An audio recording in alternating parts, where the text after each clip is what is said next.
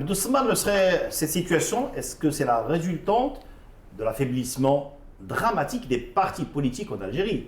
On n'a jamais vu de mémoire d'Algériens, de l'omnipotent FLN jusqu'à un multipartisme florissant au début des années 90, jusqu'à la crise, jusqu'à sous Bouteflika, on avait des partis politiques avec des chefs de parti qu'on identifiait, qu'on connaissait, avec un président du Sénat qu'on connaissait, avec un président du Parlement qu'on connaissait. Aujourd'hui, on est face à une scène émiettée. On ne connaît même pas les patrons des partis. On a l'impression que ce pays, finalement, il n'y a aucun parti. On ne les voit pas, on ne les entend pas. Ils sont absents. Est-ce que ce n'est pas la résultante de cet affaiblissement du champ partisan en Algérie? Le constat est vrai en ce qui concerne l'affaiblissement des partis politiques. En fait, il n'y a pas d'affaiblissement, il y a une quasi-disparition. Tebboune, il a tué les partis politiques. Il les a vraiment tués. Le FFS, comme le disait Mounaïm, il n'a plus de supporters. Hein. Le FFS n'est qu'un symbole. Lors de la participation aux élections de septembre 2024, il n'a même pas eu 1%. Même pas 1%. J'imagine que Karim, avec ton papillon, en Algérie, tu aurais pu avoir au moins 2%. Lui, il n'a même pas eu 1%.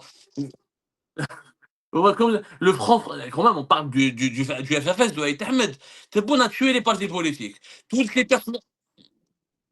Ouais, toutes les formations politiques ont été décapitées. Les opposants ont été placés sous contrôle judiciaire. Ali Khdiri, il a été maintenu en détention. Les opposants ont été forcés de s'exiler. Le MSP, Abdelazar Mokri, il a été obligé de dégager son parti. C'est toutes les personnalités. Saïda Nerza a voulu faire de la politique, elle a été emprisonnée. Tebboune a créé le vide autour de lui. Tebboune a voulu faire comme Erdogan, anesthésier la scène politique pour laisser de la place que pour les personnes qui lui sont loyales. Le résultat, il est là, mais le choix des premiers, la question de l'instabilité des premiers ministres, elle n'est pas en relation avec les partis politiques. En réalité, comme le dit Mounam, ce n'est pas une instabilité, c'est un manque d'inefficacité. C'est que le régime n'est pas efficace. Ouais, plutôt. Il y a un manque, c'est pas ça. Il y a un manque d'efficacité. Le Premier ministre est censé être le capitaine d'équipe dans une équipe de football. C'est pas l'entraîneur qui rentre et qui marque. Voilà la politique. Le président ne peut pas diriger tous les départements ministériels s'il n'a pas un bon capitaine, un bon entraîneur. Tebboune ne peut pas avoir de Premier ministre à ses côtés parce qu'il ne le laissera jamais travailler. Parce qu'il va se méfier de lui. Il n'aime pas les personnes populaires. L'Amamara, rappelez-vous, l'Amamara, il a essayé de composer avec lui 2 ans, difficilement. Il n'a jamais voulu de lui. C'est Chaïd Chengri Hafid Armé qui lui a imposé la mamana. Il a fini par avoir sa peau. Toutes les personnes qui sont brillantes ne peuvent pas travailler avec Abdelmajid Tebboune. C'est malheureusement une vérité. Du coup, moi je leur ai proposé, franchement, le poste de Premier ministre devrait être supprimé. On devrait mettre le directeur de cabinet de Tebboune directement. Même le gouvernement ne sert à rien en ce moment en Algérie. Franchement, moi je leur ai dit, on aurait dû faire des économies. Mais qui gère l'Algérie? D'accord, je suis d'accord avec toi. Mais qui gère aujourd'hui l'Algérie? Tebboune et son entourage, Tebboune et son cabinet. Tout est dirigé par Tebboune et son directeur de cabinet. Il n'y a ni armée, ni gendarme, ni service secret. Chengriha ne se mêle pas du tout des affaires politiques et économiques. Il se mêle que des questions de sécurité nationale. On l'a vu comme même à El Harrach, visiter les blessés. Ne me dis pas qu'il ne s'occupe pas de choses civiles. Non, Saïd Chengriha l'a fait parce qu'il y avait Boualam qui était là avant lui. Quand il a vu à la télé Boualam là, il s'est énervé, il a dit c'est pas normal, lui il apparaît, moi j'apparais pas, j'impose. Je veux dire l'armée elle est là. Parce qu'il a vu Boualam le jour J, c'est tout. Mais celui qui dirige l'Algérie, c'est Tebboune, son cabinet et ses conseillers. Il y a des ministres qui sont même pas au courant de ce qui se passe dans leur département. Moi, je parle à des gens qui étaient ministres, ils m'ont dit Abdou, on a appris des informations dans notre secteur chez toi, sur ta chaîne YouTube ou sur ton site internet. Donc, on ne savait pas. Ou on les informe à la dernière minute.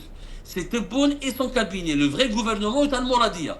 Moi, je pense, franchement, dans l'état actuel des choses, où Tebboune se remet en cause et il accepte de partager le pouvoir, ou il garde le pouvoir absolu. Dans ce cas-là, on fait un cabinet qui gère le pays.